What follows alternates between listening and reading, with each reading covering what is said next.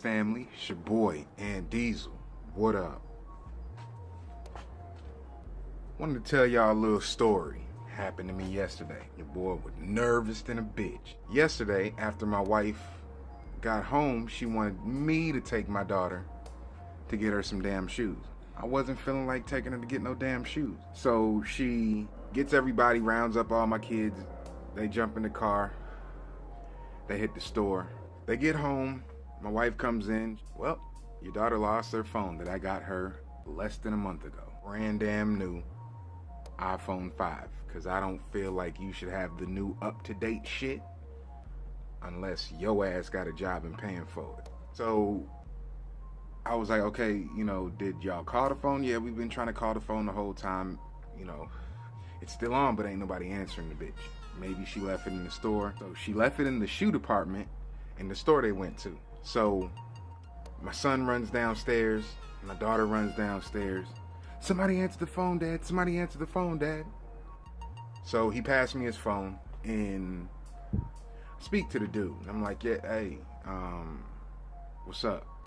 Yeah, my grandma found your phone and she didn't want to give it to customer service because, them customer service cats was looking kind of unsavory. Like, damn, okay, I guess it's a fair assessment, right?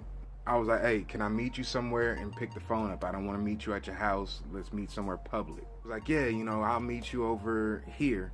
How long is it going to take you to get here? Told him about 10, 15 minutes because, your boy wasn't walking out the crib without the strap. You already know what it is. Had my inside the waistband holster that I'm going to do a video review on here pretty soon. And I brought out my Ruger SR45 chambered in 45 ACP. 10 rounds of some get the fuck back hollow points. And so, I'm off. And then, I'm like, okay, I got to get amped up because, this shit might go left. I'm nervous like that. I've always been nervous like that. I don't like people walking behind me. I don't like my mother walking behind me. We was in the airport in Jersey and she got on the escalator behind me and I turned to the side. That's my mom and she loved me. She wouldn't do nothing to me, but I gotta stay in practice, if you feel me, right? So I turn on my music, got the system blaring. Hopefully this shit don't go left. Took my my Ruger off safety. I always got one chambered, so you already know what that is. And the place that he told me to meet him is in an unsavory part of town. The building, which was in front of a business that was closed, I peeped the vehicle he said he was in, and then I circled around the bitch just to make sure what the hell was around the corner. There another truck full of goons ready to jump out and bag and tag your boy? I didn't know. So, kept my head on a swivel, assessed the situation, surveyed my surroundings. I pulled up right next to dude, jumped out. He jumped out his truck. It was a little short dude, real nice, respectable dude, you know what I mean? And so, I grabbed $20 out my pocket to give it to him, like, hey, I really appreciate this. Oh, no, hey, that's not what I did it for.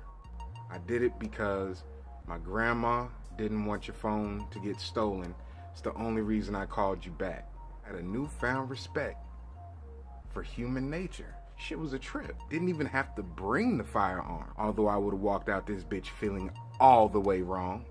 But I didn't have to because it's a regular, everyday situation. Rectified with conversation. Shook his hand like 3-4 times. Told him, hey, I really appreciate it. You have a nice day. On the way home, I'm noticing from where I was, there was a like an old school blue car parked around the corner with nobody in it at the time. So I leave, then he leave. I make a left, he make a left. I make a right, he make a right. You see what I'm getting at? I'm thinking this dude's following me. Like, holy shit, is this a fucking setup? I'm extra cautious about nothing half the time. I got my gun on my hip when I'm walking around my house. Ain't no pause in real life. Feel me? And finally, sped up a little bit, and then, he sped up a little bit. I started weaving and bobbing, other cars, and he started doing the same shit. And I'm like, okay, this motherfucker want the business. My SR45 that was on my hip wasn't as accessible in my holster with a seatbelt on, right? In the middle console right there. Boy had his PT 111 in the glove box. So what I did, reached over there, popped the glove box, took that bitch on safety, chambered in 9mm with 12 rounds to get the fuck back. I was just waiting at the stoplight, waiting to see what this dude right behind me was gonna do. So then I made a left, sporadic left, you know, just hit the signal and boom, bent the corner. He went straight. So I was like, all right, cool. Then I had to reroute because I wasn't gonna show him where I lived. Had to reroute and get my ass back to the crib. Good night overall. Didn't have to shoot nothing. Didn't have to brandish nothing. Didn't have to threaten nothing. Everything was good. Respect the humanity, not the ignorant motherfuckers. Y'all be easy. Like, subscribe. You ain't gotta share the shit because I'm just talking shit. But like and subscribe, and y'all be easy. Don't study my moves. Just check my footwork. Peace.